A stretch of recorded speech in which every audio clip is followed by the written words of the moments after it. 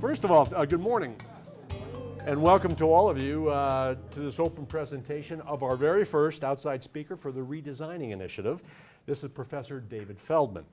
Dr. Feldman is a professor of economics and public policy at the College of William and Mary. He's a former chair of the economics department, which a chair of any department is a soul-stirring experience, so that you survived that is amazing, I think.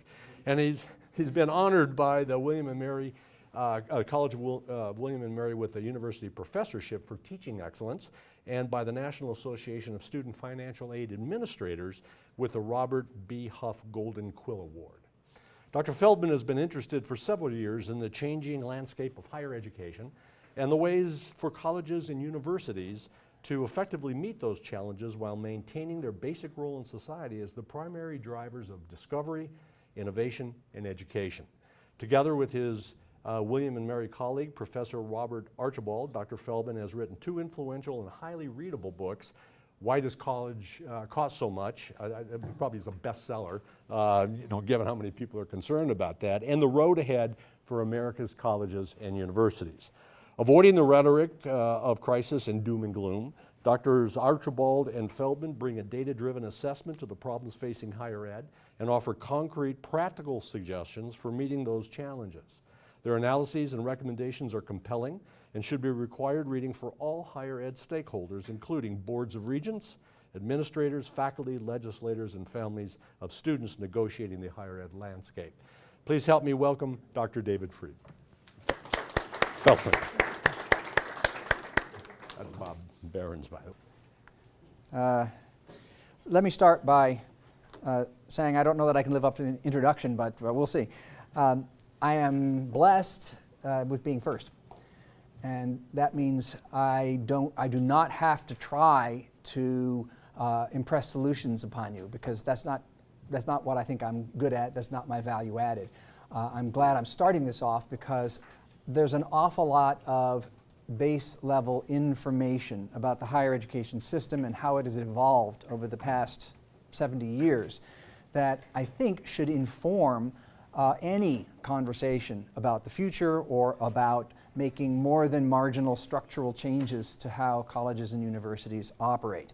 So I view my role here as not trying to tell you what path you should take in redesigning this institution. Frankly, I don't know enough about this institution, although I have been busily reading up on it. So with that as introduction, let me start talking about the rhetoric of crisis and why we should probably not use all of that language. I want to start with a couple of juicy quotes. And the dates all work out neatly. So this is Peter Drucker writing in Forbes back in 1997, talking about the end times, that the modern university will be gone. What did he call it? Relics. Universities will not survive. And you can probably hear in the back of your mind some voices about what might replace it. This is Clay Christensen. I have a lot of fun batting at Clay, but he has a big name, so he can take it. He is the Harvard business guru who has, unfortunately, changed our language in ways that I think are deeply problematic by coining the term disruption. I am the anti-disruptionist. I do not see disruption under every change, every rock. Quite to the contrary, I tend to think this institution of higher education is far more resilient and adaptable a creature than many people today who are persuaded by the rhetoric of crisis seem to believe. And then in a reasonably recent book, Kevin Carey, with a wonderful title, The End of College. The modern American university has only endured this long because of an epic run of good luck. And that run has come to an end. But if you look at all of these things, except with the exception of Carey, the first two, they're all pointing toward the end of the world, probably around 2030, depending upon your calendar. I can add.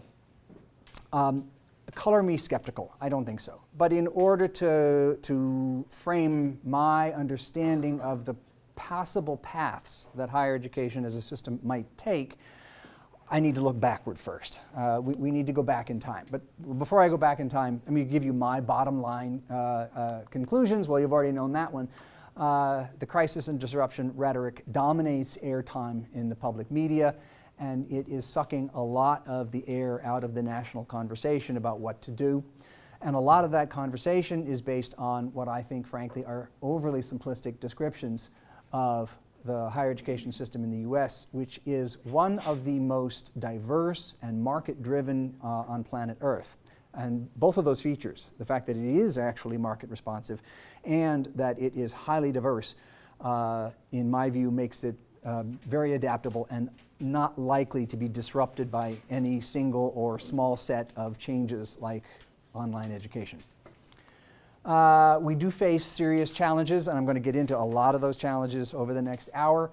The most important challenges that I think we face are often the ones that don't get the kind of airtime that college debt and soaring costs and things like that get in public media. What I forecast is anything but disruption and revolution. I see a steady evolution. When I come from a college background that's very different than UNM. I went to Kenyon College.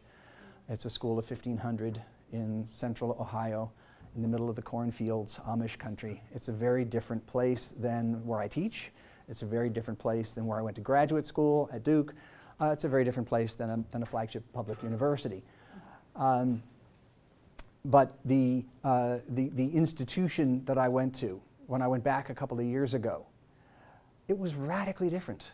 What the faculty did, the kinds of programs that were on order were quite different, and yet the entire demeanor of the place was not. It was about much the same set of things that it was about in the 1970s when I was an undergraduate. The particulars changed, but the fundamentals had not. Whether they will under the hammer blows of online disruption, I don't think so. All right. How did we get here? And that is my first book, Why Does College Cost So Much? And the picture on that is the Wren building from the late 1600s in Williamsburg. And when we decided to put that on the cover, our provost, too bad Chalky's not here, our provost got wind of that cover, and I got an email that said, "Do we really want a book with that title, with that picture on it?" I said, "Sorry, Michael, that ship had sailed." So there we have it. So I want to just do a little theory and a little history, and the theory will be very simple, to get across how college cost and college price have evolved over the past 50 years. And those are two very different things, and you ask just about any reporter, even higher education reporters, to parse out the difference between cost and price, you'll often get blank looks. All right. This is an index of real higher education cost since the late 1940s. Real meaning it has been deflated, in this case by a consumer price index. So if this line is moving up, it means that the cost of producing a year of college. Now, cost is what the universities spend to produce the year. It's not the list price tuition or what students pay. It's what universities have to spend to create the year. So costs were rising faster than the inflation rate. That thing is upward sloping. In the golden years of economic growth in the United States from the late 1940s through to the mid-1960s. And then for reasons unknown, although I think I have an explanation for why that happened, and that I think is a virtue of my theory, higher education costs stopped rising. Well, they didn't stop rising, but they didn't rise any faster than the CPI in the economy as a whole. And in fact, the real cost of a year in college was falling. And it was falling for an extended period of time. This is about a 14-year period of time when college costs were essentially stationary in real terms. And then around the year 1981, keep that number in mind, around the year 1981, the world became radioactive again. I don't know. But college costs started to rise and have essentially risen again today, meaning that cost in higher education was rising faster than the inflation rate. Now, it's not easy to parse out because this is an index, but take my word for it. Year on year, the annual rate of change of cost in that first period is more than double the annual rate of change in the later years. The rate of change was growing rapidly, 4.5%. in the 1960s. And then since the 1980s, it's been growing around 2%. So we have two basic conclusions. Number one, overall, higher education has experienced rising costs over long stretches of time, but we've got this really weird period in the middle where that wasn't true. And it's useful to have an understanding of why. Now, there are many understandings, but here's mine. In my story for rising college cost, whodunit is technological progress, which sounds odd and interesting. It's actually the force that has made us all better off over the past 70 years is exactly the same force that is making the cost of higher education rise more rapidly than the inflation rate. Immediately, if I'm even halfway right, that's not a villainous thing. It's a side consequence, and we need to think about how it manifests, how it plays out, and whether there are winners and losers. But to the extent that the cause of rising cost is technological progress, it's not really this is, by the way, it's called Baumol's cost disease after Bill Baumol, who just passed away without winning the Nobel Prize, and that ticks me off. This is something that he noted in the performing arts. Keep that in mind. Performing arts has an awful lot of similarity to higher education. This afflicts, this process of cost rising faster than the inflation rate tends to afflict a series of industries that all share common characteristics. Keep that in mind. So Baumol's cost disease, which I will explain. Another force for rising cost is that higher education is an industry that has a workforce. The workforce in higher education doesn't look like the workforce of other industries. The third thing is what I like to call a standard of care. Higher education is an industry, and there are a number of others, and I chose the word standard of care because it comes out of medicine. It is an industry in which technological progress affects it differently than in other industries. All right, hold on all three of these. I'll explain them each. All right. It's a little dark.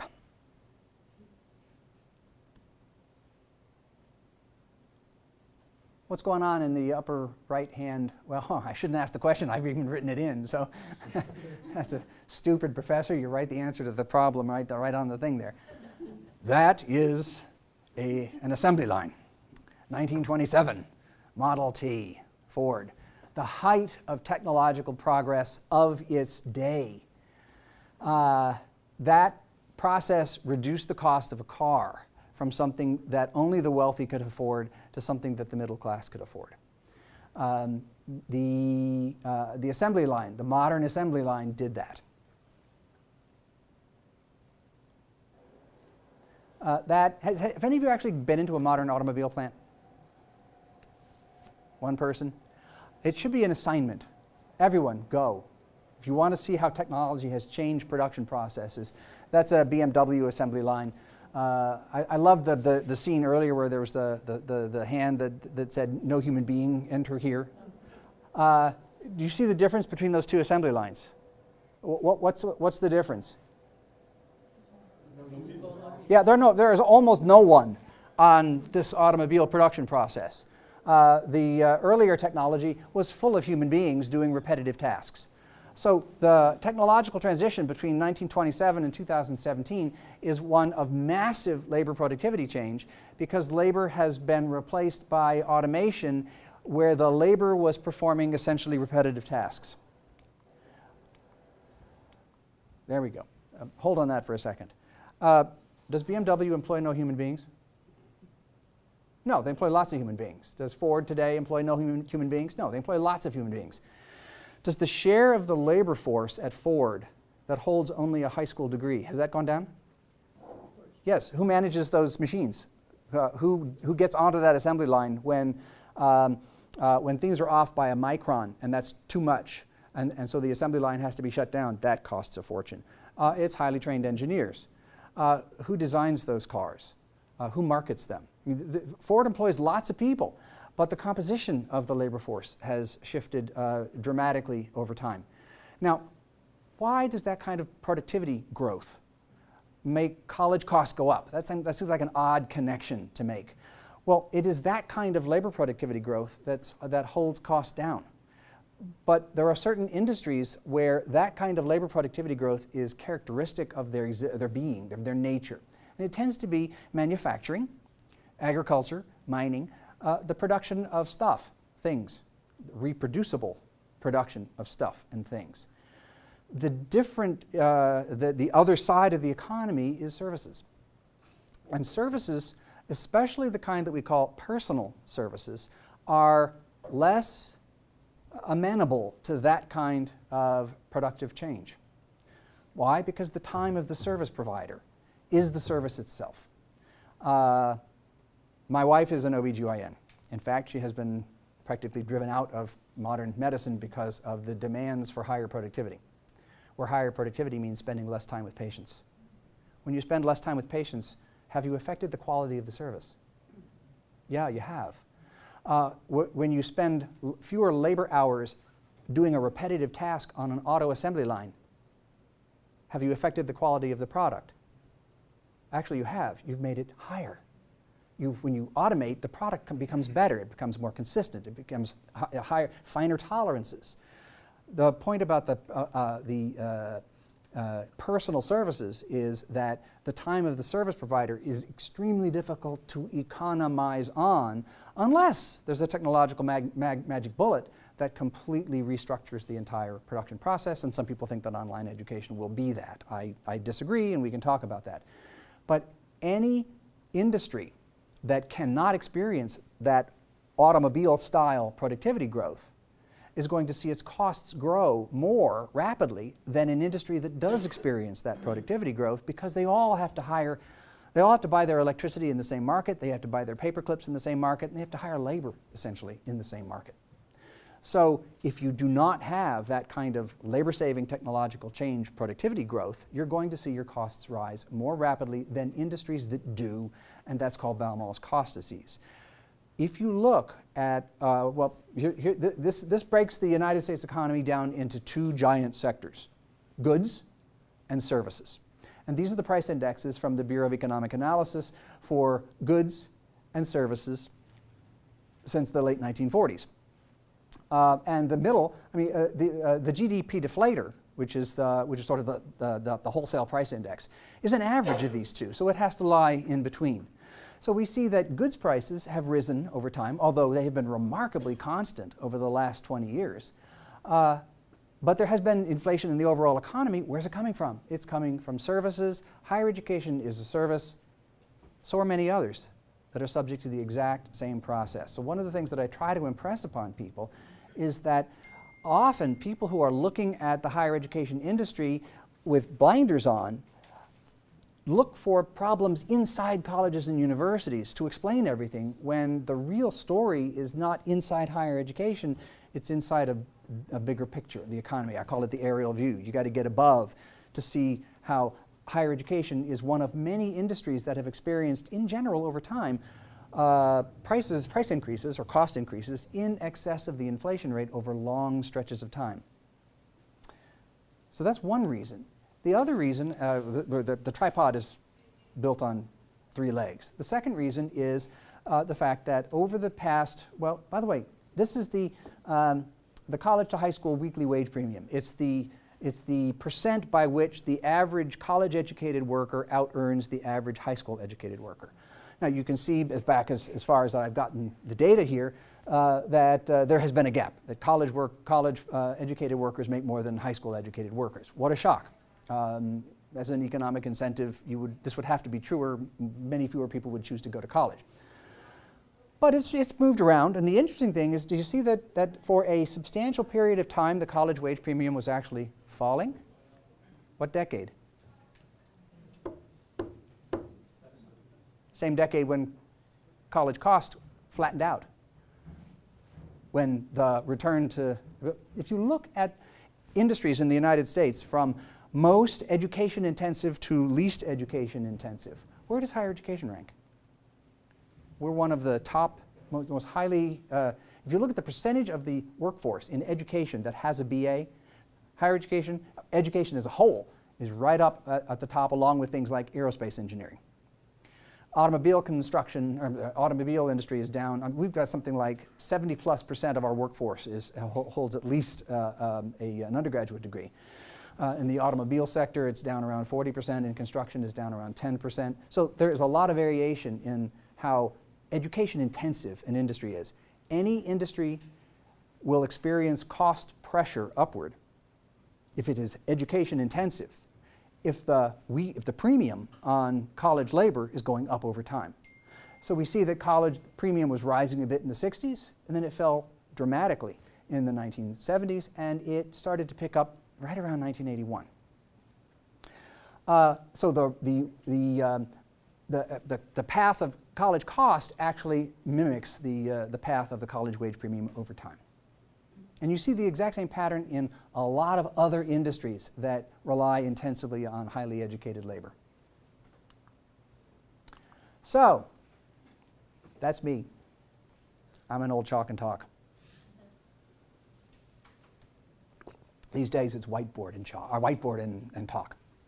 But I still believe deeply that students need to see how models are built, one step at a time. And I just haven't bothered to switch over to high-tech methods of doing that. But what I teach has changed a lot over the years. This is easiest, the standard of care argument is the easiest to see in STEM fields, but it is taking place across the board. If you go into humanities departments, you will see the technology needs of the faculty, or at least some slice of the faculty, have increased substantially over time.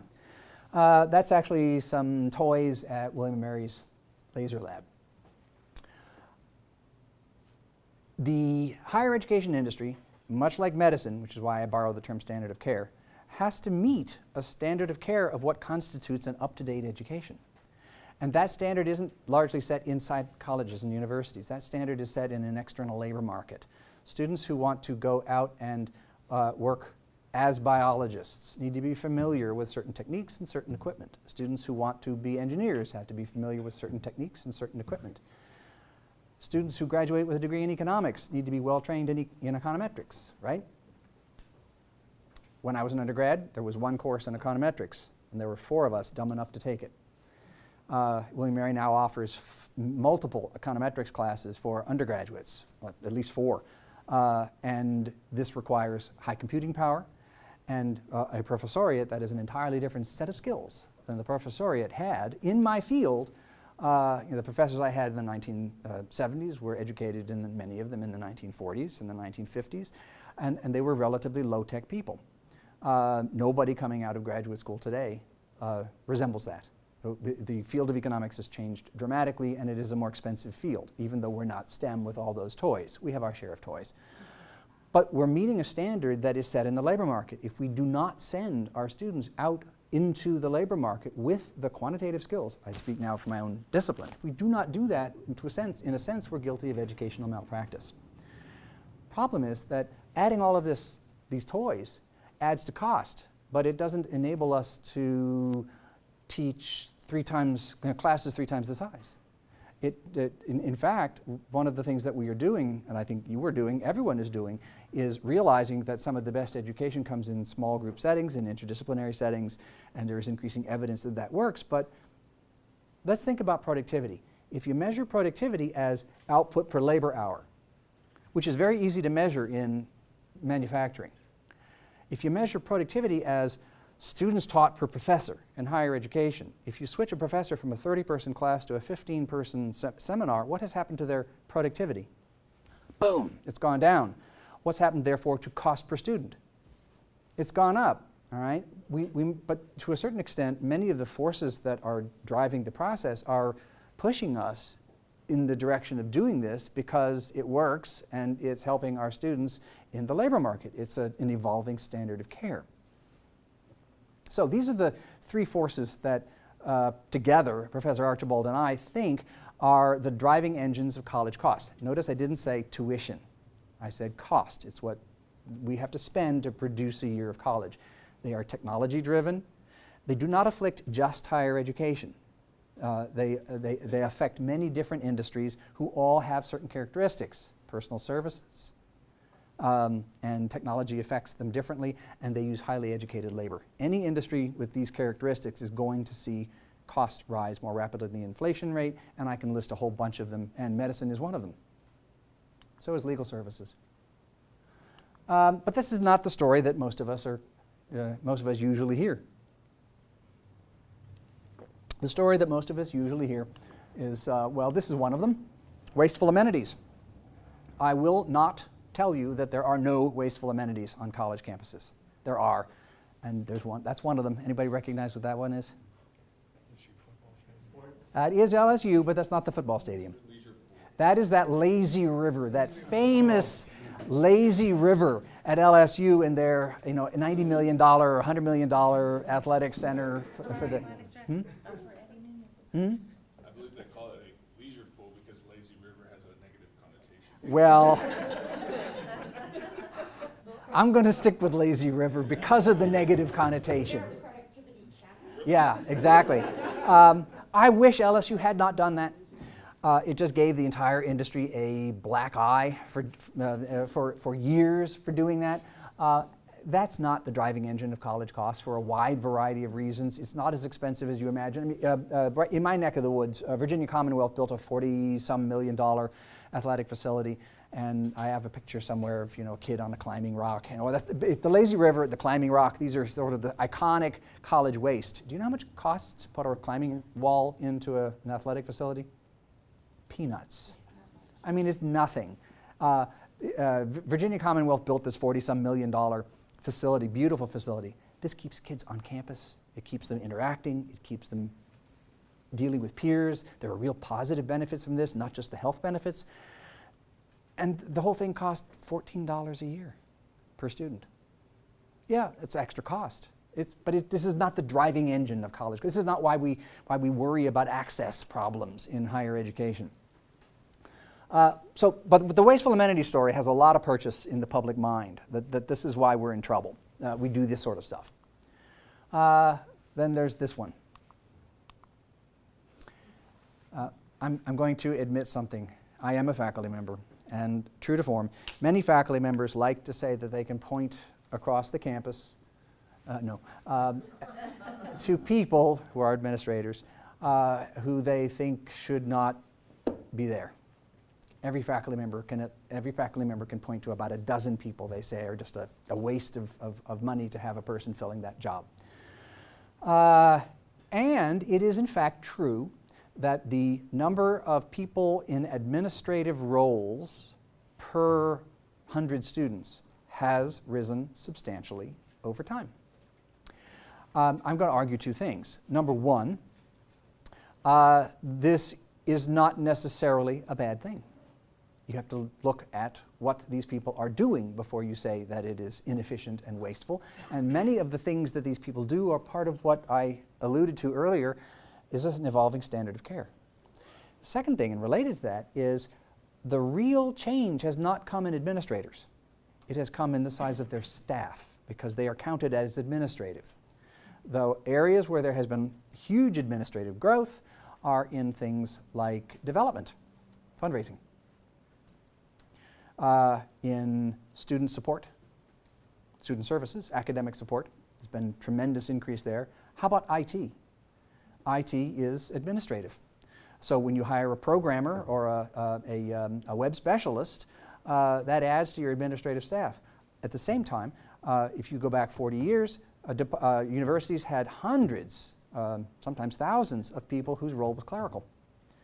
They were non-administrative. So part of the rising administrator count is a decreasing non-administrator count. So the share of your workforce that is administrative has soared.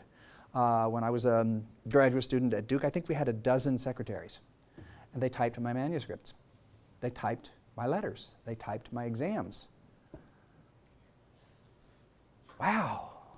Nobody does that anymore. I do with this thing. We have capital equipment on our desk, and thousands of secretaries no longer have jobs. Now, instead of having 12 secretaries, we have one department admin, and that's what she's called, the department administrator, and she's administrative. She's not clerical. So the employee base of the institution has changed. We hire fewer high school degree holding keyboard operators and more people with bachelor's degrees. But so does GM. This is not a higher education specific thing. This is taking place across the landscape of the modern economy. You're going to find the exact same form of administrative bloat, if that's the way you define it, at manufacturing firms. It is not a higher education specific thing. This is not to say that every administrator is justified and doing something of absolute crucial importance, which we're not likely to see in this a smoking gun of waste where we can just pick the $1 million bills up off the floor and solve our college cost problem. And then, of course, there are those, and this is getting into the tuition, which is the next thing I want to talk about. There are those who argue that the driving engine of why college is so expensive is because government subsidizes it. Of course, this argument has many problems, one of which is that government subsidy exploded in what decade? The 1970s. That's when the Higher Education Act came online, and the Pell Grant became the richest that it has been in history as a fraction of college costs, and that's the decade when college cost per student was falling in real dollars. But these are the common arguments that, and by the way, there ought to be a law that people should not title their journal articles with puns. I get so sick of seeing puns on the Pell Grant program in higher education. It annoys me. But these are among many, these are common arguments that you will hear for why college costs so much, and I think that they contribute to some extent, but they are not the engine. Just a bit about the wasteful amenities. Here is a plausible channel by which amenities actually do add to cost. I don't think very much, but at least it's a theoretically plausible channel. Number one, higher education institutions are egalitarian. That means we don't like to charge first-class tickets for first-class services and third-class tickets for third-class services. If we build an athletic facility, who gets in?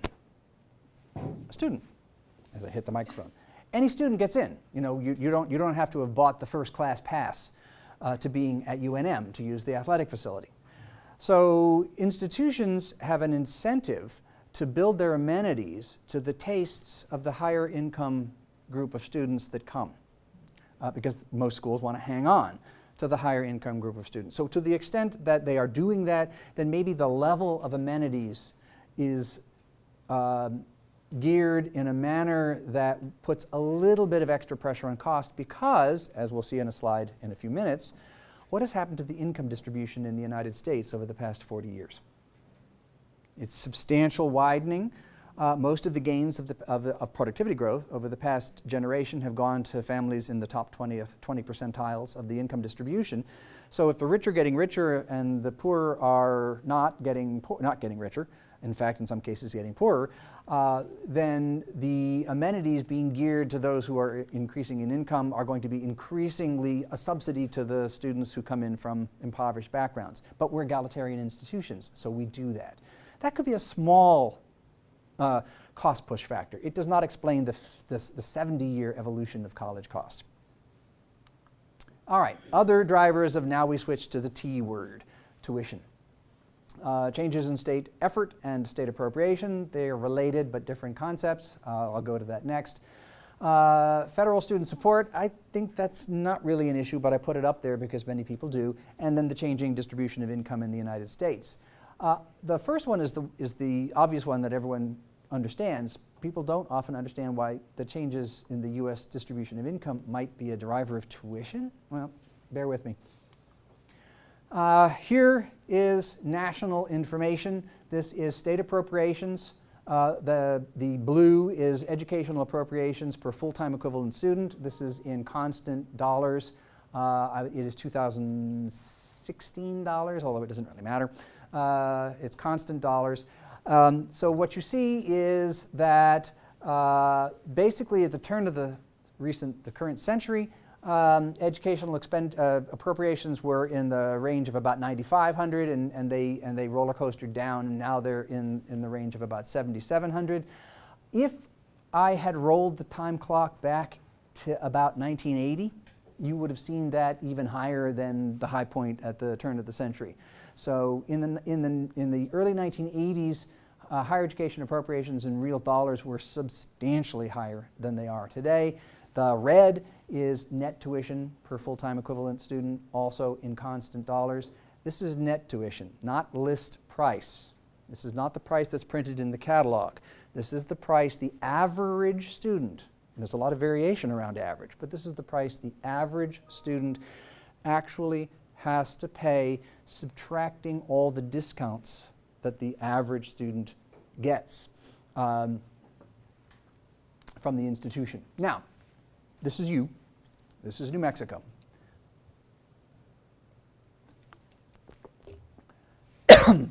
The red line is enrollment, full-time enrollment, and the left scale is measuring that in thousands of students. So back in '92, you had like 68,000 students enrolled in four-year degree programs, and it rose and peaked in 2012 or 13 at about 102,000, and it has fallen since. And you can tell me why it has fallen since. I don't claim to be fully conversant in New Mexico student demographics. I know that unlike your peers in the Midwest, where the demographic forecasts are cliff-like, yours aren't. So I'm not sure I understand the decrease in enrollment. Your high school population is not shrinking. I know there's net outmigration from the state of New Mexico, and that may be the issue, but I don't fully understand that fall, and that's a topic for conversation. The blue is the state's contribution in real dollars. The green is net tuition that the average student pays in real dollars.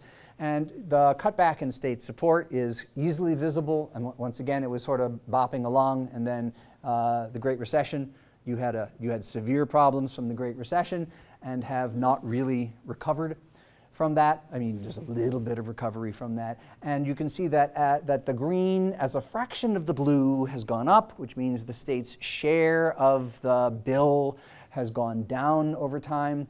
And now I want to look you all in the eye and tell you that if you want to engage in competitive whining with someone from Virginia, you are in trouble, because that's Virginia.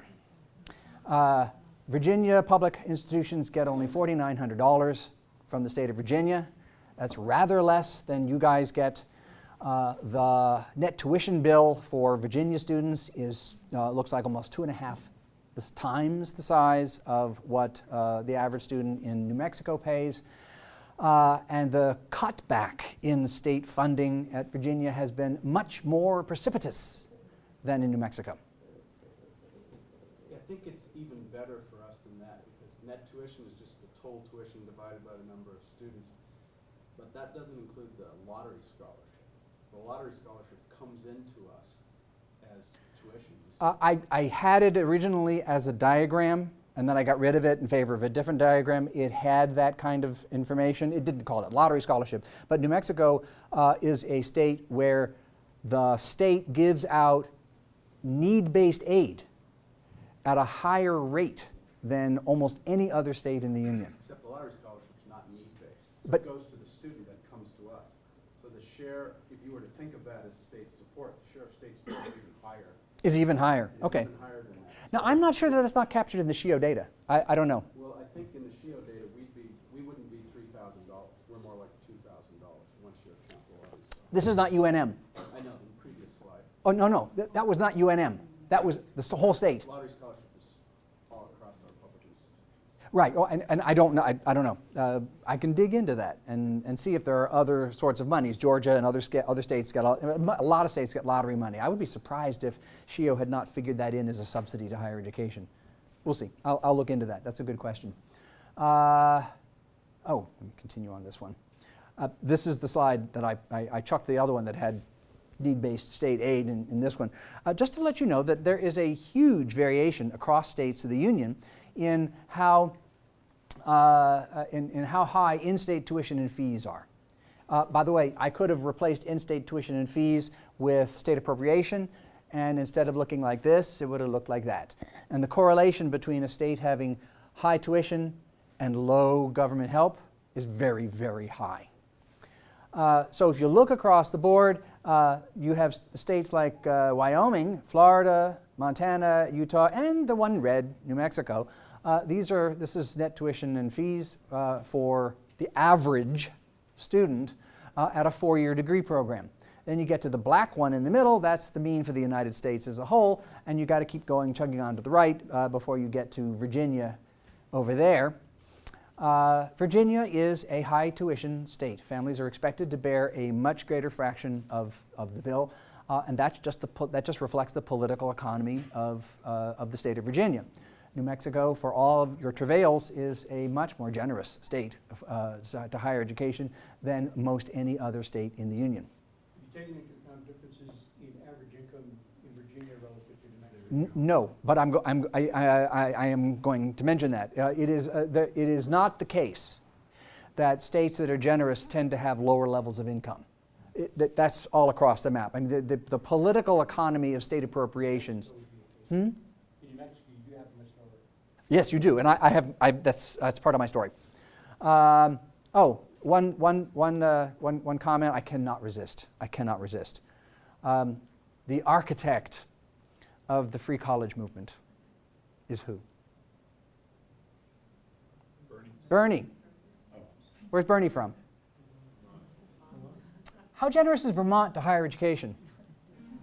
Not.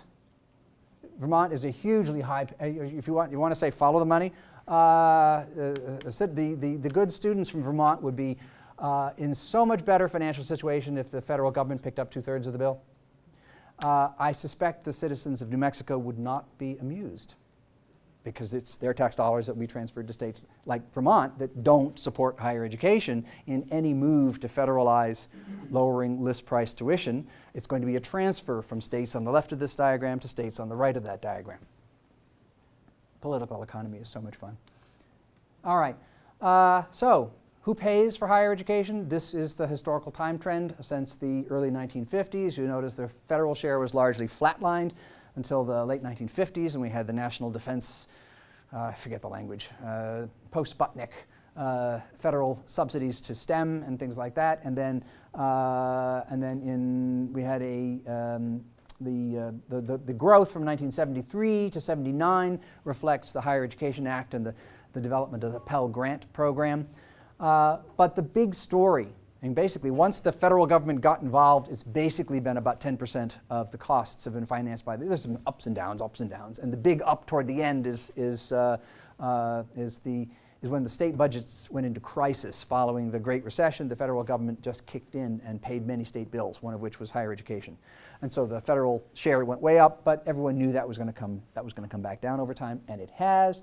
But the big story is basically once we got to the 1970s, the share of the bill picked up by states has been largely declining. The share of the bill that families have to pay through personal consumption expenditures, whether it's out of pocket or borrowed, doesn't matter, but the share of the bill paid by families has been rising. They have switched roles. The families now pick up over half the bill, and states pick up 37%. It was vice versa if you go back a generation.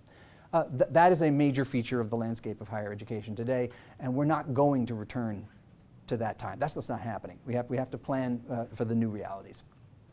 All right, this is another way of thinking about higher education, and it even puts it in a more stark light.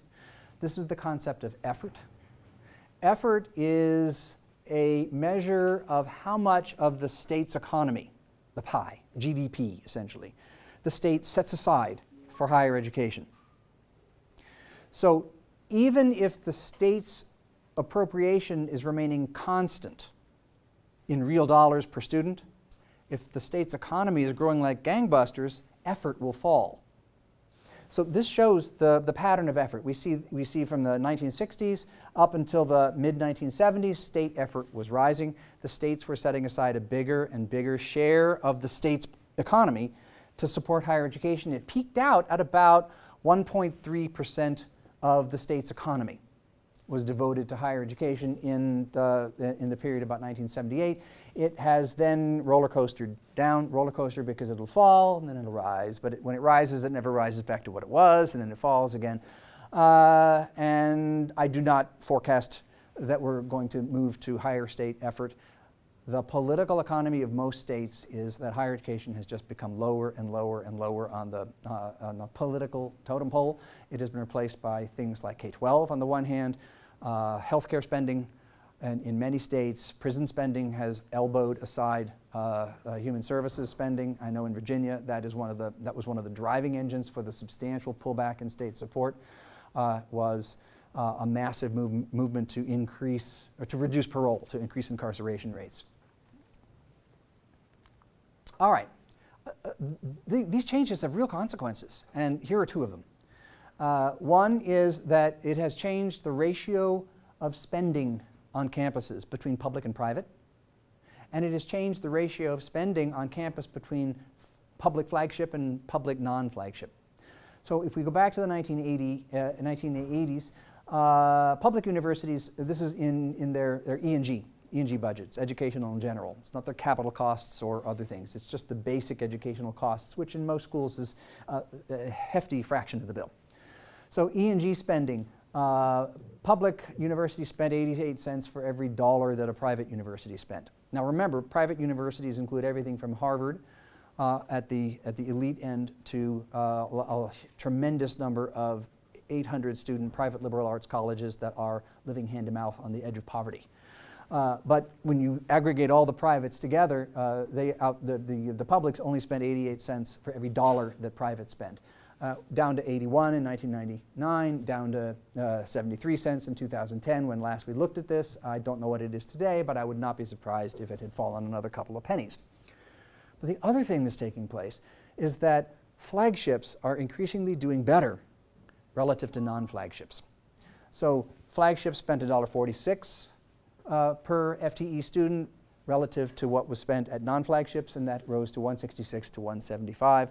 So the world looks increasingly perilous from the perspective of non-flagship public universities. That's where there are two broad areas in higher education that are truly in the crosshairs of all of the forces that are operating negatively on higher education. One is non-selective publics, and the other is non-selective, not very well endowed, small private liberal arts colleges. These are the two kinds of schools that are facing, some of them, especially the small private colleges, existential crises. Non-flagship publics is not quite as existential, but it's bad. Of course, the problem is, where are the bulk of America's first generation and lower income families, kids, going to school? It's not at public flagships, and it's not at Harvard.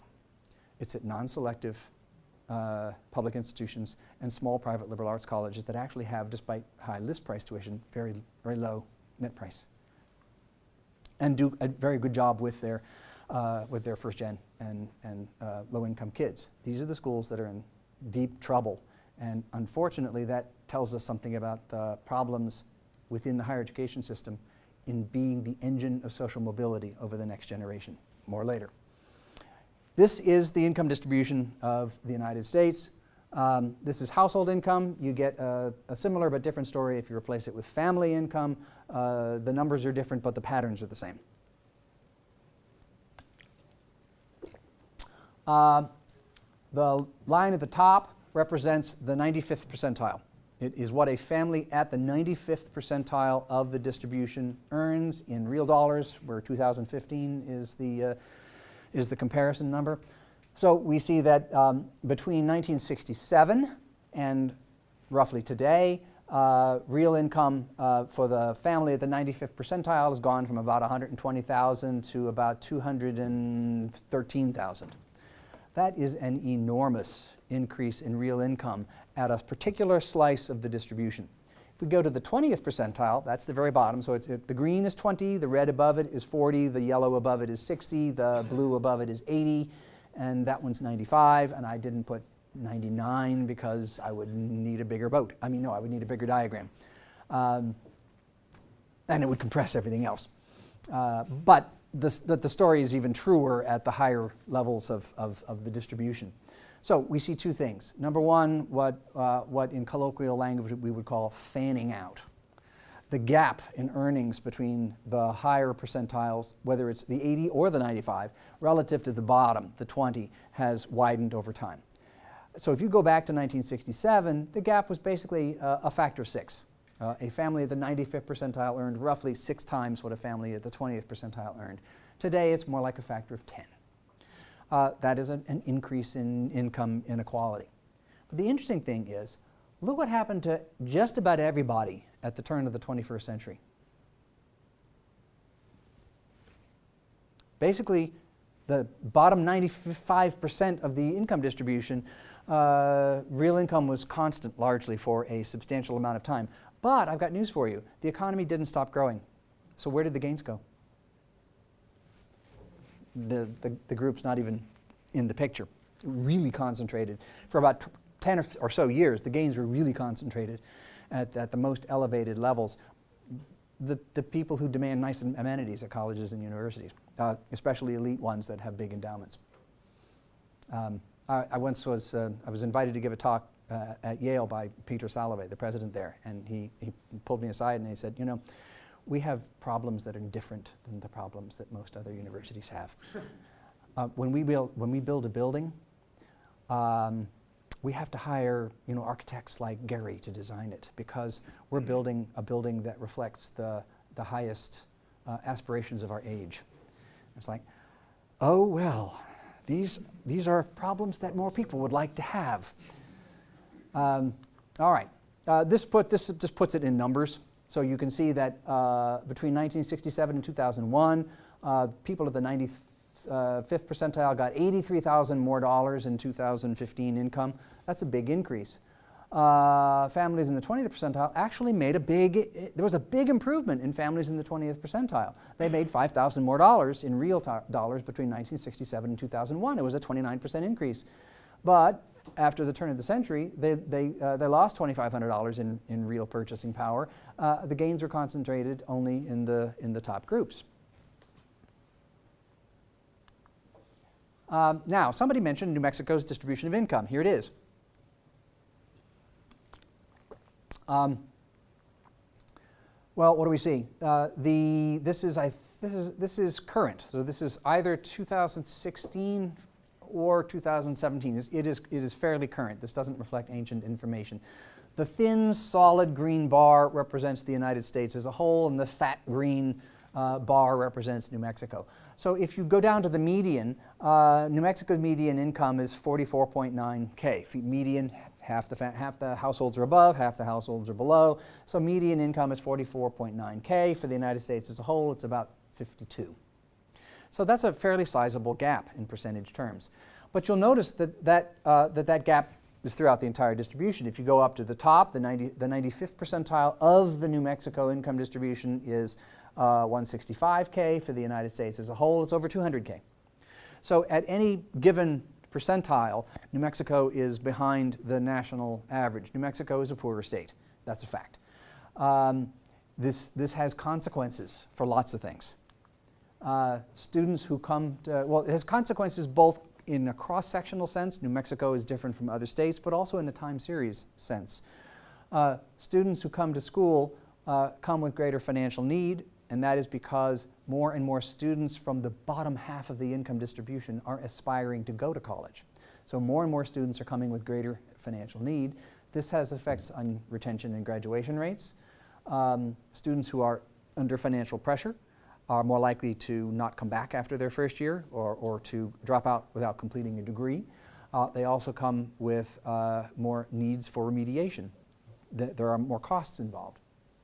The fact that you're drawing students from a poorer population and a population where the bottom half actually is increasingly poor puts revenue pressure on schools, and that is something that you have to think about. How do you deal with those revenue pressures without diminishing the quality of the experience, which is essential to creating mobility? It also leads to a rise in tuition discounting. I've seen the tuition discount rate here is actually quite low. It's about, what is it, like 13%? Is it? Yeah, slow. Is what? Slow, but again, that doesn't account for the lottery scholarship, so the net price is actually quite low. If you were to account for that, we'd have large discounting, but the price discounting itself is quite Right. low. The discount that the institution gives is relatively low. The discount rates. Well, no. Let me go forward and then backward. There. Here are the discount rates. This is private colleges. This is where discounting has taken over. The blue is the average discount rate at. This is from the NACUBO study, the National Association of College and University Business Officers. They keep tabs on about 300 schools and they calculate the discount rates. So discount rates have been soaring over time. The red is the discount rate on incoming first-year students. So it's the fraction of the list price the school does not collect as revenue. So at private institutions, the gap between the list price and what the average student pays has just been yawning wider and wider over time. The same pattern is at work in public institutions. The numbers are all lower. The discount rate at public institutions is lower than at private institutions, but it has been rising over time. And for the same reason, the increase in the distribution of income, in the distribution, the widening of the gap between what people at the top end and the bottom end earn, the list price is geared toward the capacity to pay of those students in the 95th percentile. So the list price is reflecting that increase in their income, but then the institution discounts it for students of lower means. So one of the things that is unfortunately happening is that the list price is beginning to lose its meaning. It's not working as a signal. And in fact, that is a problem because it is increasingly well known that one of the reasons that kids from low-income families and who are the first in their family to attend college increasingly are not thinking of schools with high list prices as a place to go. They sort of realize that there's a discount, but there's a lot of literature in psychology about anchoring and adjustment, and students see that high list price, they discount it a little bit, but they still say, oh, that's way too high for me, when in fact the net price that a poor student pays to go to a highly selective school is lower than the net price that they would pay to go to a non-selective public university. That is deeply problematic, but it's in part driven by this discounting process. This is the other important piece of information. This is national, it's not New Mexico, but I would doubt that New Mexico's situation is any different. This is the enrollment rate for different income groups.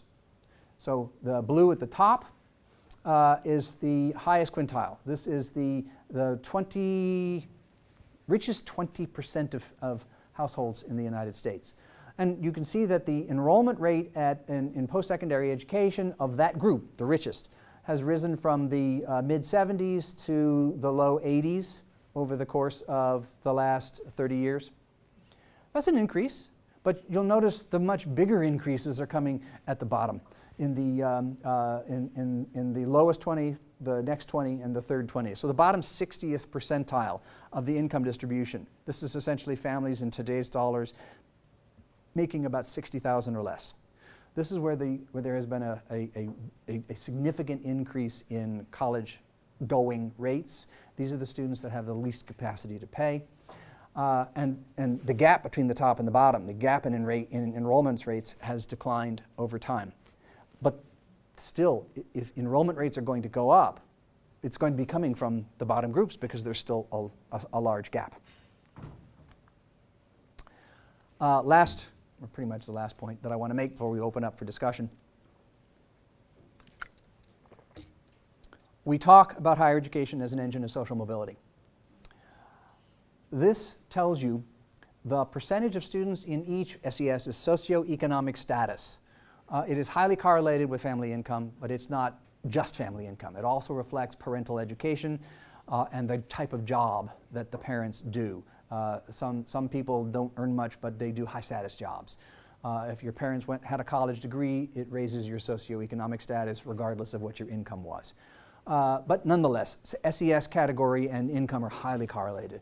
So highest SES is the top quartile of families. Third is the next quartile, and then second and lowest are the bottom half of the SES distribution in the country.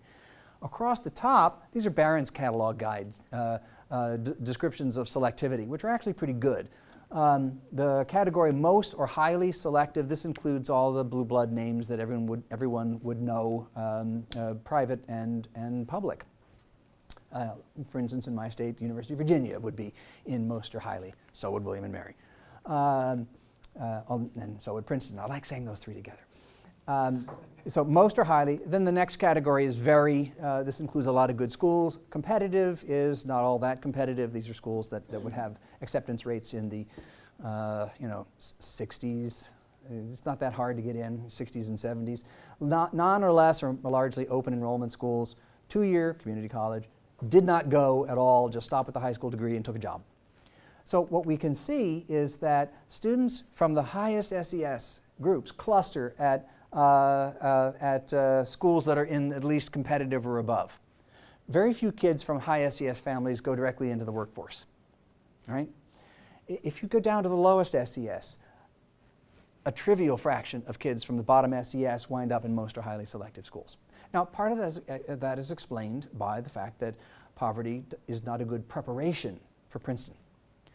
I have this project I'm currently working on suggests that despite that fact, there's a tremendous number of students in that bottom SES who actually have the chops, and they've demonstrated it, to go to schools in the most or highly selective category, and for one of a number of reasons, one of which is simple misinformation, don't choose to go there. They stay local because they perceive that they either can't get into or it's too expensive, and they're wrong on both counts. But for whatever reason, we have a system that is ossified. We have a system that is locked in. Poor kids go to non-selective schools, rich kids go to highly selective schools, and the amount that schools spend per student is highly correlated with those categories. The amount that a student who goes to a non or less selective school has spent on them is only about 1/5 to 1/10 what the average student in the most or highly selective category has spent on them by the schools. So the students who are in the greatest need for resources wind up overwhelmingly at institutions that are under-resourced. This is not a good sign for social mobility going forward. All right, I will leave you with 2 slides, which I then have an entire presentation that I could talk about, but I won't. We'll just have a conversation. There are a lot of myths out there. One is soaring cost. I've dealt with that one, at least in part. It's not soaring cost. It's soaring list price tuition, and they're not the same thing. Second, exploding debt. There have been substantial increases in the use of debt in this country. I can talk about it if we have questions on it. I don't think there is a debt crisis. There's a manageable debt issue. Debt is highly misunderstood across the nation. The idea that college isn't worth it anymore. There's a tremendous amount of good evidence that suggests it certainly is. And are we facing an online tsunami? No. In a word, the role of family income, this is a big challenge. I've just gotten through with some information about that. There is a tremendous amount of undermatching. I've just gotten through with that. An awful lot of students from poor economic circumstances have the capacity to go to schools that are in the most or highly or very categories and do not, for reasons that have to do with psychology more than economics. Opaque pricing is one of the reasons for undermatching. The increasing discount rate creates opaque pricing. The list price does not mean what it once did. It's not a price signal anymore for most families. The online opportunity. There are a lot of interesting innovations taking place in the use of online education within a modern research university that work with the mission of the modern research university and can raise the revenue profile of that university without displacing what it actually does. In other words, I see the online opportunity not in tension with traditional face-to-face education, but as an additional opportunity for expanding the market. All right, demography, growth, and scale economies, and distinctive features. We can talk about this. I tend to think that schools have to think as they go forward very much about what it is that they're selling, and do they have any distinctive features that 30 other schools that students are looking at, do you have anything distinctive that can stand out among your peer group of institutions? Any reasonable discussion has to identify things that are special, that are rooted in your traditions, your place, your history, your resources, and build upon those things. All right, so I have that's the new book, by the way. And then I have a second presentation, but I won't go into it. Second presentation answers all those myths and challenges.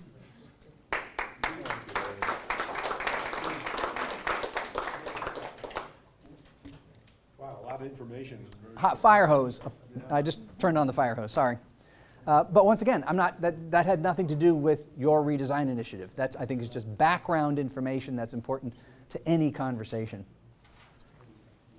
Questions, folks? And if you ask a question about those myths and challenges, I'll start the next presentation. I have a comment. So on the challenges or the worth and the value of college education.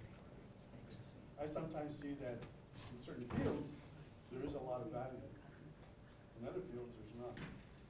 And, you know, I look, for example, I work with a lot of the branches, and they can certify, license a welder, they can make $50 to $60 an hour.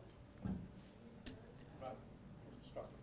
Versus someone coming out of the 4-year school in a degree in a certain discipline, they can't even make half of that. Sure, that's very true. And the number of people, the fraction of the high school educated workforce that could do that welding job is vanishingly small. There are many ways to define skill, and it used to be that skill, if you go back 100 years ago, skill were learned manual dexterity. A machinist was a skilled worker. We don't tend to think of a machinist as a skilled worker anymore because we have completely switched over to highest degree attained as a measure of skill. But if you look within the group of people who have a high school degree, there is a wide variation in skill level of the old-fashioned skill. And a good plumber will make a healthy income. A good mechanic can make a healthy income. But those are skills that are apprentice skills. It takes a long time to learn how to do them. And the average student coming out of high school, the choice is not college or I'm going to become a skilled welder. That's generally a false dichotomy. Most students, it's college or service sector employment for average students. So I agree, but let's actually, so you started this. All right, yep. Okay, start with there. College isn't worth it anymore. This is a totally boring diagram, isn't it? Totally boring. This is the percentage of, if you go into the census information, the March CPS, they do a sub-survey every March, and they come up with this pool of about 300,000 observations, and it's really rich. If you go into the March CPS across time, and you look at, you take a certain age range, and this is between workers who are between the ages of 25 and 35. So it's a narrow range. This is the age range where the advantage to college-educated workers is the smallest, because the premium that, on your degree rises over time. I mean, if you look at the earnings potential of a person with a college degree, it rises until their 50s, and then it flattens off. A person with a high school degree, their earnings only rise until the end of their 20s, and then it flattens off. So the big gains to college vis-a-vis high school tend to happen later.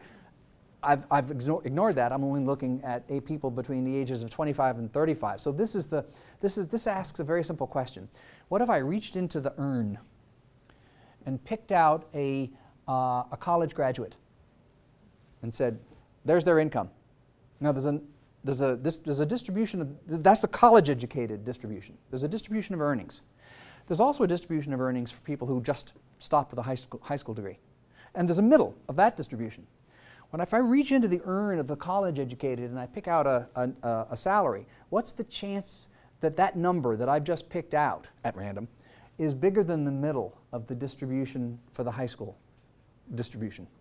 Well, it's about 80%. There's a 4 out of 5 chance I'm going to pick a high school, a college-educated person, and their income is going to be bigger than the middle of the high school distribution, and that has remained essentially constant over the early years of this century. In other words, the college wage, and this is in a bunch of people, the ages 25 to 35, where I've biased it against finding what I want to find.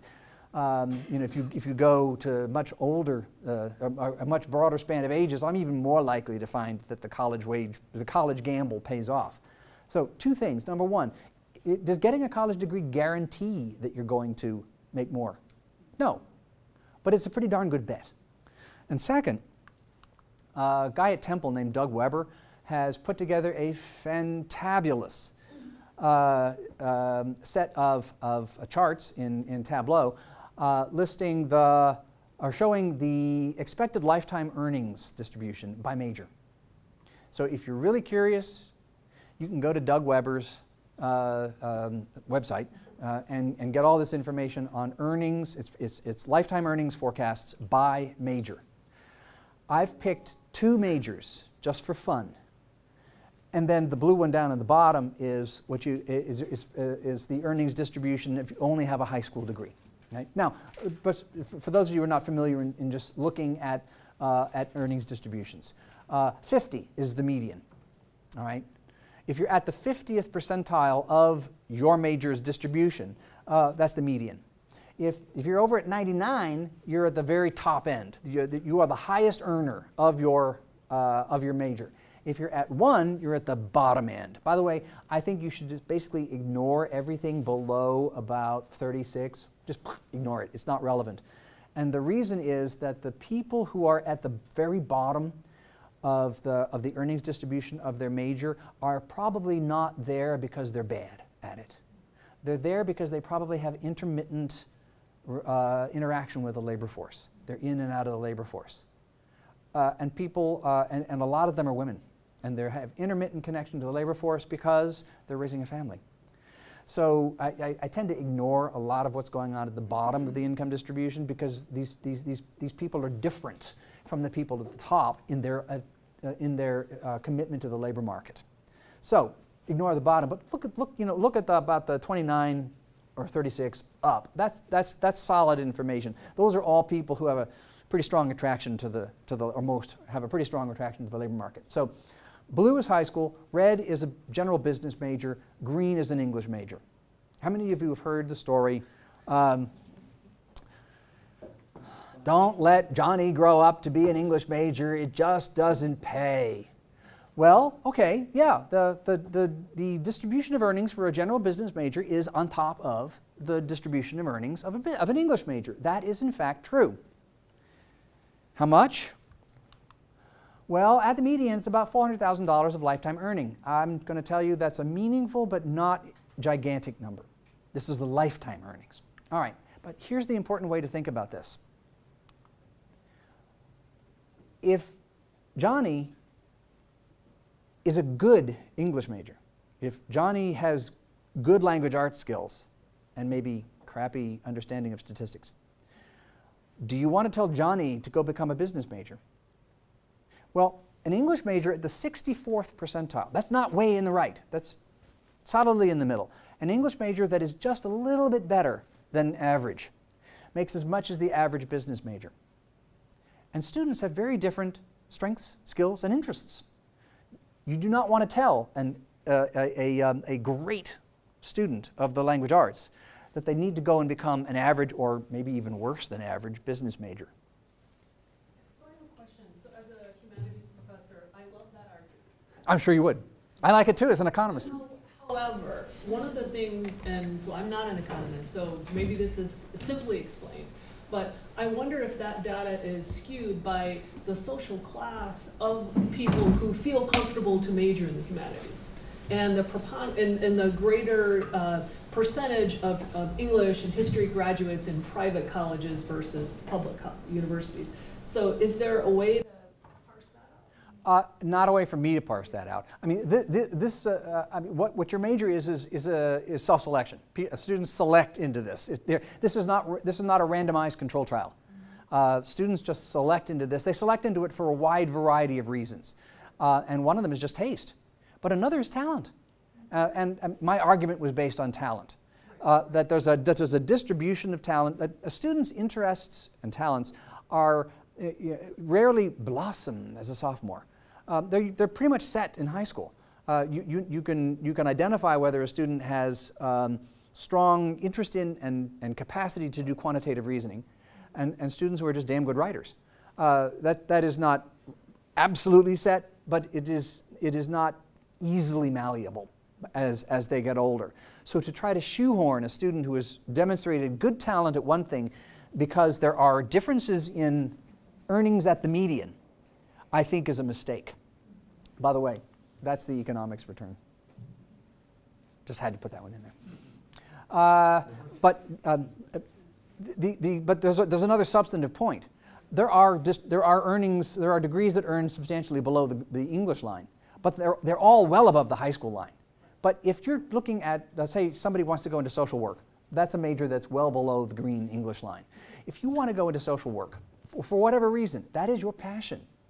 What does it tell you about how much you should borrow for your degree? That's important. If you want to go into something that is a low-paying profession, you do not want to be mindless about where you go and how much you're going to have to borrow to get it. That is something that universities need to. I mean, does UNM have a program to advise students about personal finance?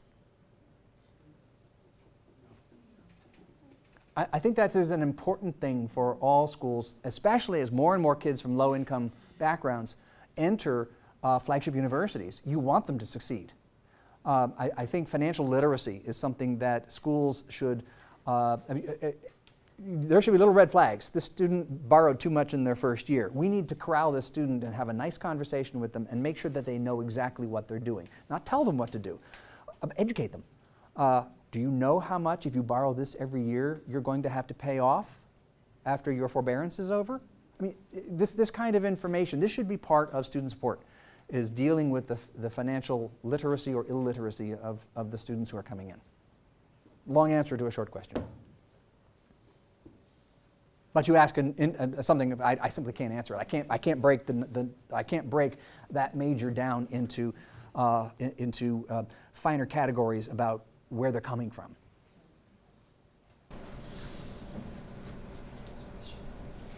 If you could go to your slide on income distribution in New Mexico, I think it's near the end.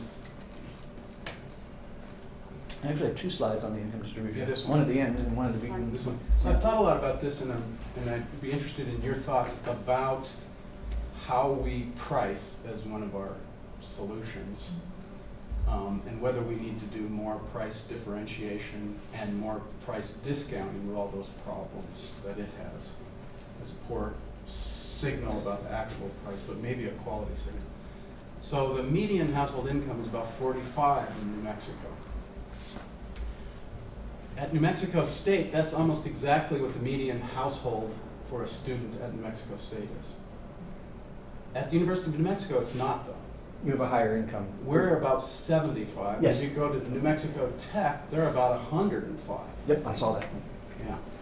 So there's a big difference between our three research universities. We also have 40% of our population that's Pell at UNM. Mm-hmm. It's probably similar, maybe a little bit less at Tech, I'm guessing, but similar at New Mexico State. So my guess is if we're 75 as our median household income and 40% Pell, I never looked at our actual income distribution, my guess is we're kind of bimodal. Mm-hmm. And because of that, But that's a fact that the university should know. yeah, and I've argued that we should explore that. And so we have work that we need to do on that.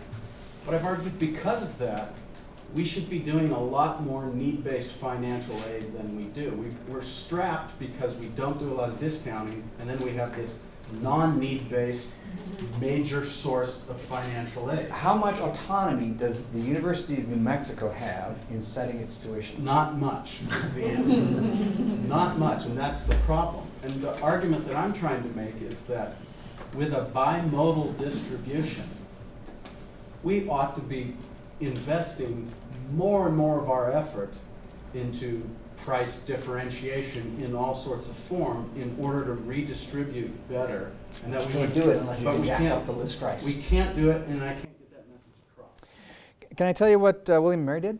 Yeah, sure. I don't think that's a workable model here in its entirety, but at least it gets to the exact points that you're mentioning. Our now retiring president, Taylor Reilly, about 6 years ago, with a lot of help from a couple of crazy economists who wrote a book about college cost, got something through the state legislature that I think many in the state legislature now regret, but we won. And it was called the William and Mary Promise. Isn't that for a nice title? The William and Mary Promise. Well, the William and Mary Promise was a promise to increase list price by about 70%. How on earth did we get that through the political process of the state of Virginia? Because actually what the promise did is it promised the citizens of the state something that it was very hard for the political leaders to refuse. We promised that any student who came from a family making less than 4 times the national poverty level, right now that's about $110,000, right? That's a big number. Any family making less than $110,000 does better under our high list price model than they would have done under the low list price model. Because for families making over $100,000 a year, we discount the tuition and replace a lot of the loan money with grant money so that they actually do better than they did under the old pricing model.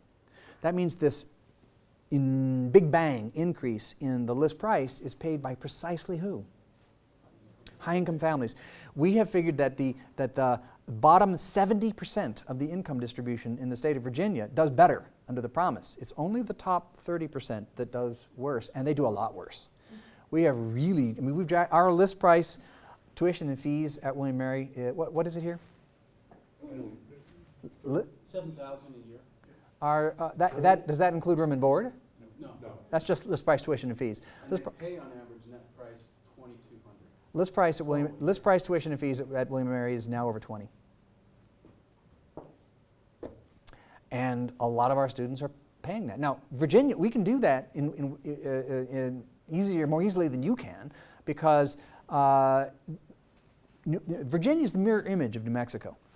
Your distribution of income is nestled to the left of the U.S.'s. Your median is lower, and your poors are poorer, which explains your high Pell percentages. In Virginia, our whole income distribution is jacked to the right. The average family, the average household in Virginia, in the United States, the average is about 52. In Virginia, it's about 62. I might be making that number up, but our middle of our income distribution is much higher. So we do not have very many families in the state of Virginia whose kids are Pell eligible and have the chops to survive at the flagships like UVA, William & Mary, and Virginia Tech. So we have certain things going for us that allowed us to do this big bang tuition increase that you might not have. But part of the issue is it was very hard for the then governor, to say, I'm going to do something that harms 70% of the students at your institution in order to make 30% better off, and the richest 30% better. It was our president very skillfully moved this permission to jack up the list price through the. We also, part of the promise is that once you come in as a freshman, your list price is fixed for 4 years. So it does not go up over time. We may revisit that, but at least under the current promise. So even our high income families, they know they have to pay more, but they have a planning horizon. They know what it's going to be. They don't have to say, well, what's it going to be the following year? Is it going to go up 2%? Is it going to go up 8%? It's just, once you come in, it's fixed for 4 years. So there are a lot of elements to this promise. But you can only do that sort of thing if you have the permission to substantially increase the list price that high-income families actually pay. And then you have to worry about your market. If you do that, will you lose them?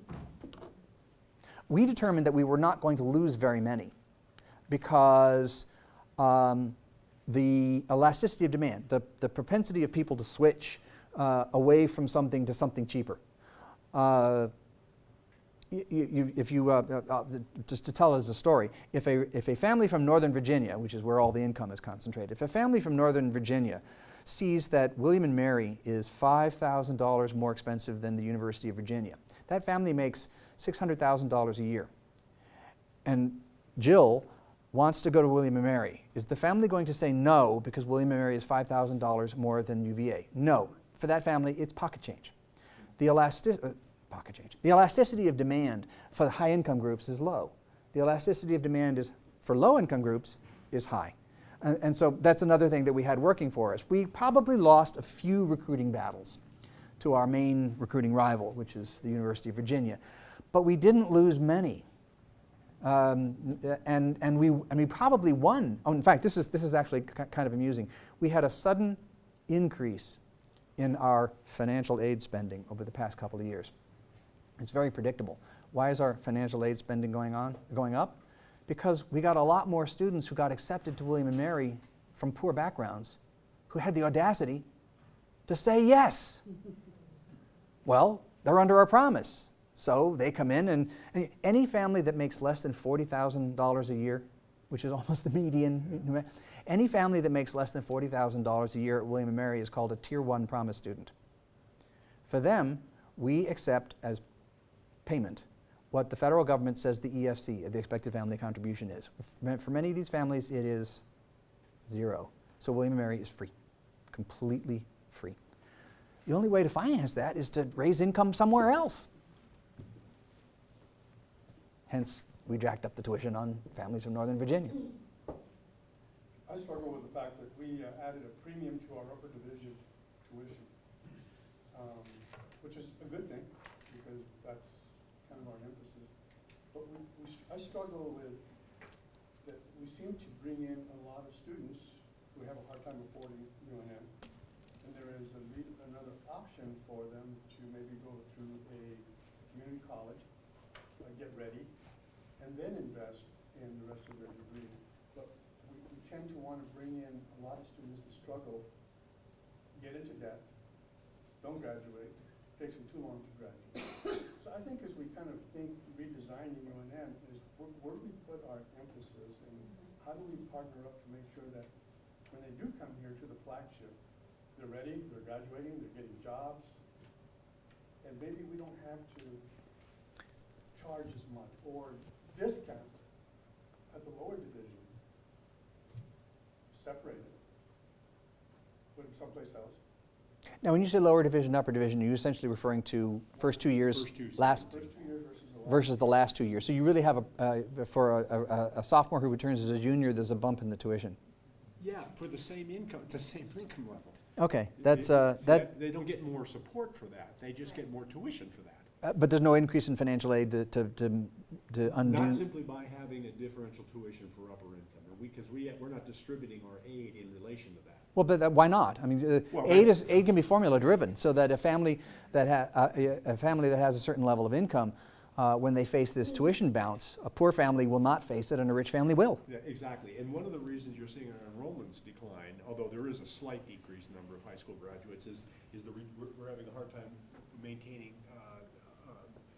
keeping students from leaving after they've been here for a year or two. Starting at the freshman level or transferring in? Both. Both. But mostly at the freshman level. What's the fraction of your students that transfer in from the local community college system? I don't have that data. We have one community college, by the way. One of our closest community college has a high transfer rate, Valencia, because there's the proximity, where our other 2-year branches, not. Very low. Well, I noticed that your enrollment statistics are very Albuquerque-centric. Yeah. I mean, you just take a huge fraction of your, and it actually leads me to an interesting slide, which, come on, where are you? Where are you? You're in, there it is. The changing I just tossed this out for fun, and you can feel free to tell me I'm from Mars. Changing the composition of full-time undergraduates at a major Midwest flagship. This came to mind because I was interviewed by a reporter about this particular school and the fact that it has kept its list price tuition constant for 7 years. And the question is whether or not the president of that university has discovered the magic formula of efficiency that has permitted this institution alone among all major public flagships not to increase tuition for 7 consecutive years. And I had to tell the reporter I was highly skeptical because, in fact, this is what that major flagship has done. The number at the top, the 31,761, that's the total enrollment undergraduate of the institution. And you can see it's declined. It started to come back a little bit, but the undergraduate enrollment today in the fall of 2017 is less than it was in the fall of 2008 as the economy was falling apart. Now, the brown bars up there, the 65%, 64, 60, the declining percentage, that's in-state, that's state residents. The middle bar, that's foreign students. And the bottom bar is out-of-state students.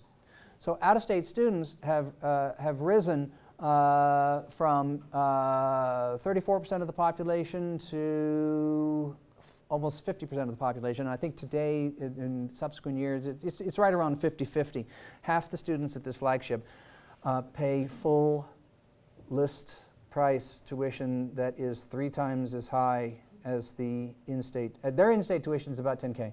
This university's in-state tuition is about $10K. Their out-of-state tuition is $30K. So they've added something like 5,000 to 7,000. What's it? 2? I can add 8, 9, 10, 11, 11,000. Now it's 9, 10, 11, 12, 13, 14. About 4,000. They've added 4,000 full-pay non-resident students, and they have lost many thousands of low-pay in-state students.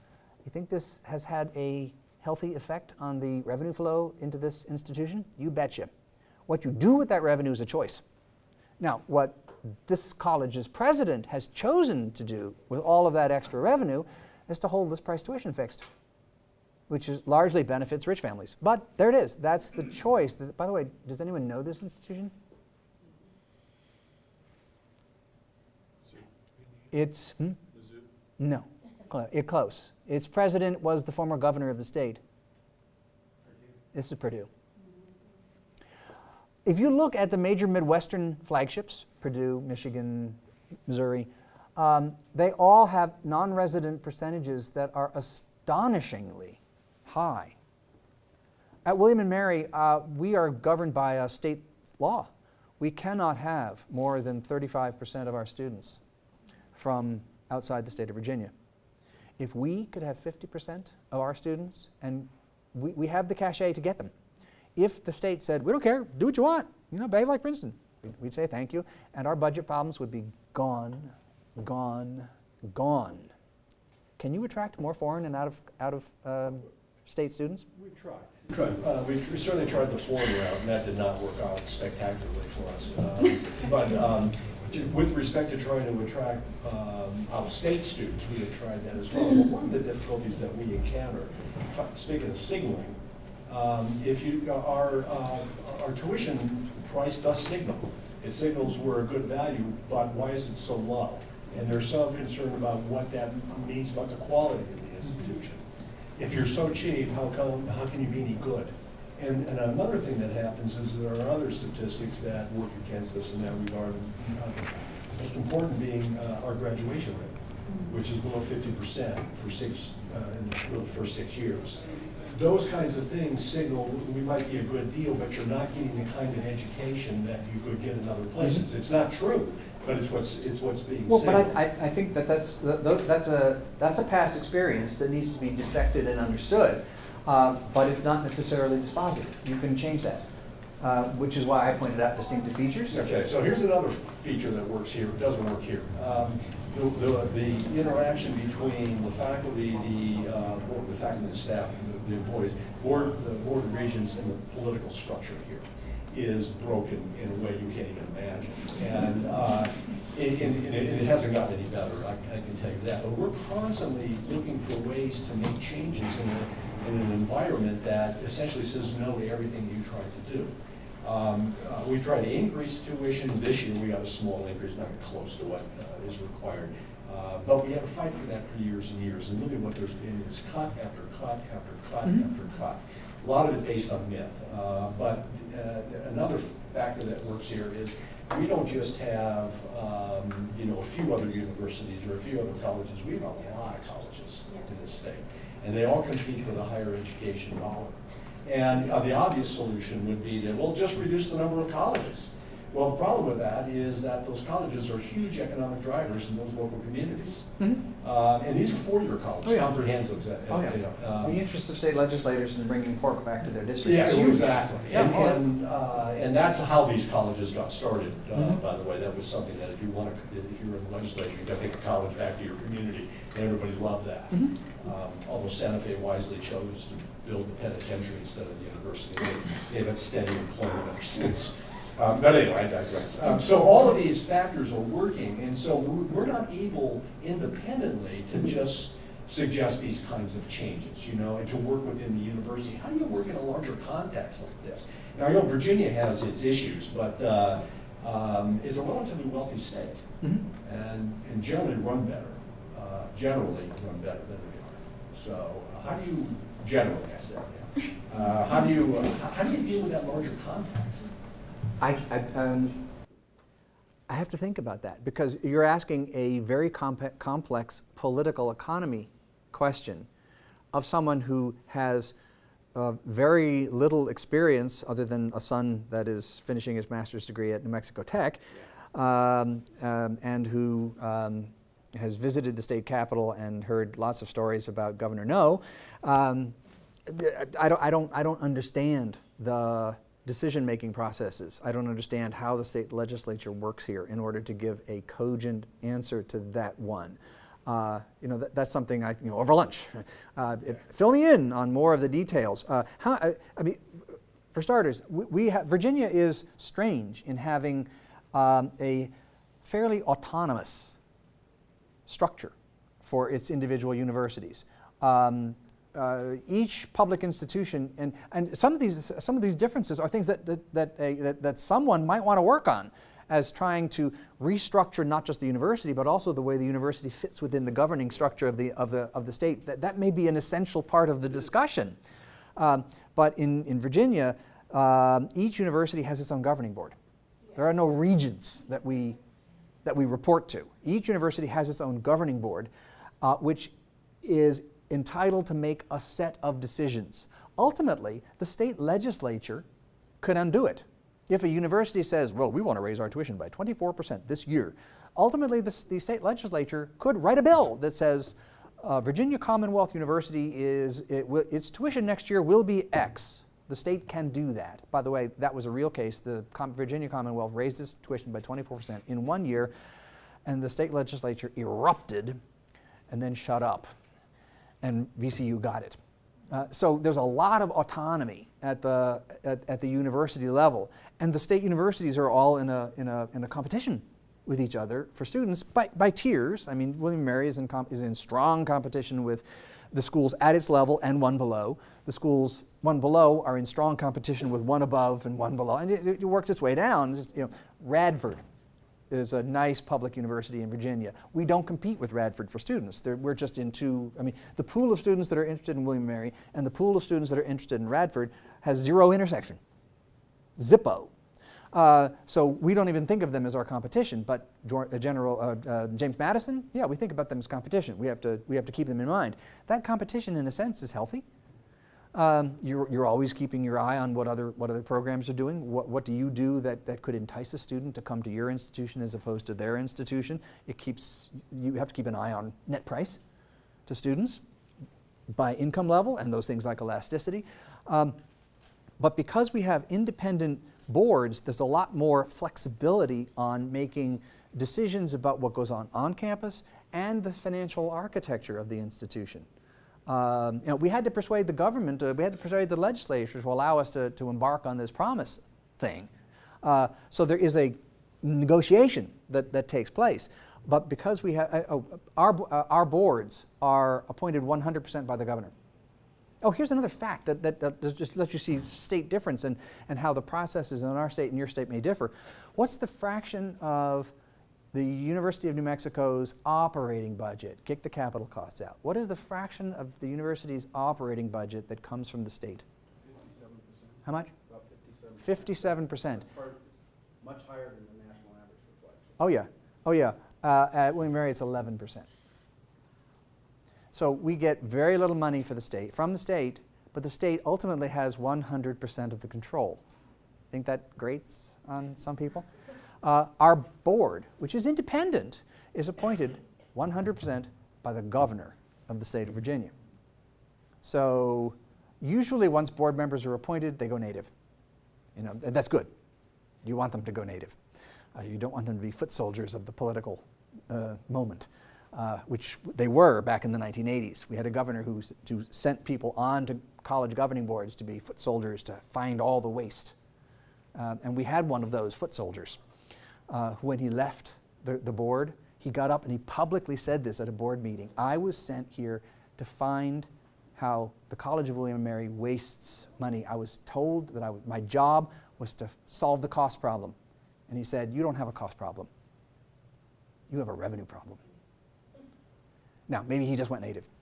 But he had been sitting there looking at the books for 4 years and saw what was coming in, what was going out, where it was going. That's what a board ultimately does. They look at the big picture and they hire and fire the president. They don't get, at least our board, don't get involved in the micro details of curriculum and things like that. They leave that to the faculty and to the administration. Do you have a lot of fingers coming from the state capitol telling you exactly what you have to do? That might be a lunch discussion. Oh, okay. All right. See, Yes, we do. Absolutely do. we don't. We don't have that problem. Well, I don't want to step on people asking questions, but one of the approaches that we're taking in dealing with the situation here is focuses on student services.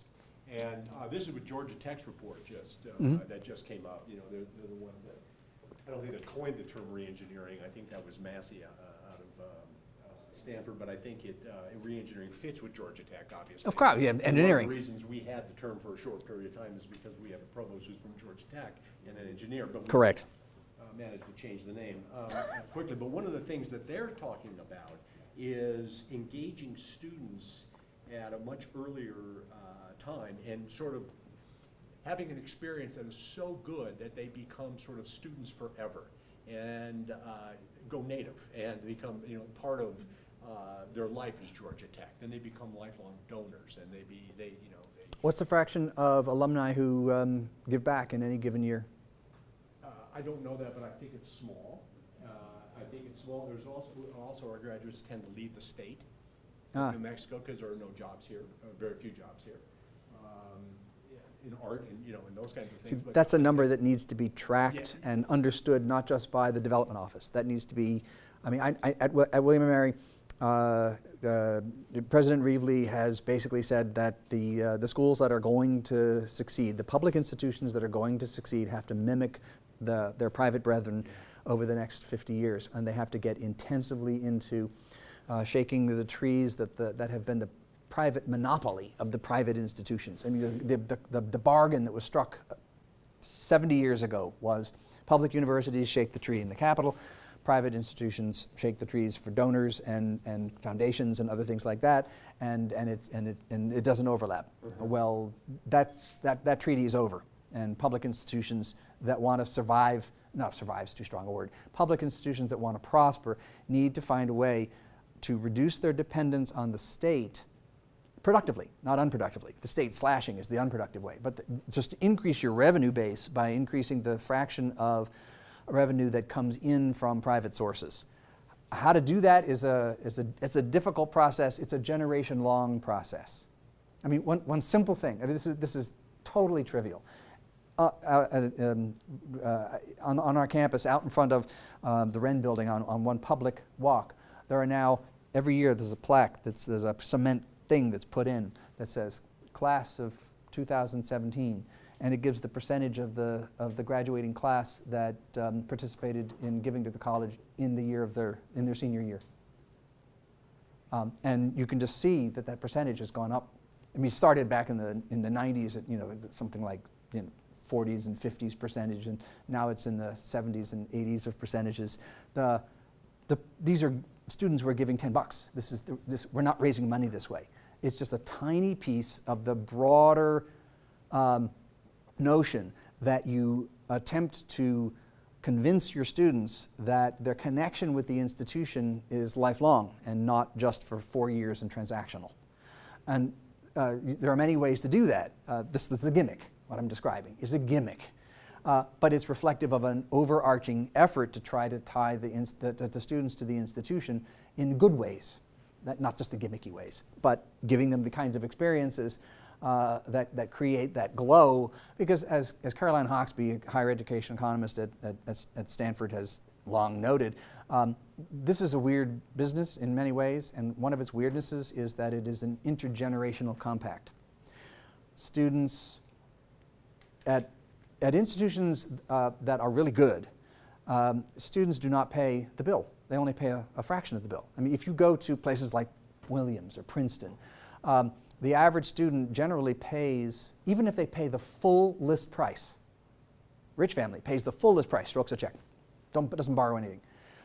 That student normally pays a list price of $50,000 a year, but the school spends $120,000 on them.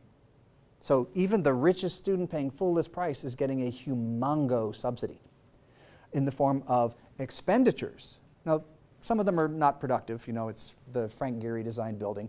But a lot of them are productive. Small, meaningful classes with very big name professors who actually do a good job in the classroom. The student support services that are incredibly dense and rich. So schools that are well-heeled are actually capable of providing the kind of experiences that do generate lifelong attachment to the institution. And that is something that all public institutions, all public flagship institutions, to some extent, their future prosperity will depend on how well they succeed at that task of turning themselves into intergenerational enterprises. I'll ask another question. So we're changing our demographics of who's coming. You know, we looked, backward historically, more traditional students. Mm-hmm. Average age of our students, I think, has been going up. Average age of our students in our branches is going up. We had to kind of adjust to that. You're out of high school, you're borrowing money, you got a national defense student loan. I'm dating myself, that's what it was called back in the 60s. They're borrowing money. But now we're seeing a change. We're also seeing, I think, more females than males. And what is their economic situation? How is it affecting them? So how do we adjust what we're doing to them? I'll give you one example. 20, 25, 30 years ago, I advocated for credit for prior learning. Say that again? Credit for prior learning. Oh, yeah, yeah. But we haven't moved because there are, as that population is changing, they're coming from jobs, military, wherever. We need to adjust to that so it doesn't cost them as much. They can get out faster. We give them credit. We've lowered our number of hours to graduation now from 120 to 120 in most areas. Mm-hmm. I mean, we're doing some. Well, you were too high to begin with. Now you're average. Going down that road. You've asked a question that really would take at least another hour's discussion to try to unpack. There are too many moving parts in that. One of the parts is a revenue part. To the extent that the fraction of your students is becoming older, then the fraction that is financially independent is rising. These students are no longer, once they hit 25, these students are independent students, and you can't turn to the family to pay. So as the fraction of students in this situation goes up, your potential revenue source goes way down because they can't afford the tuition, and you have to decide how much debt is reasonable to saddle a student of that sort with.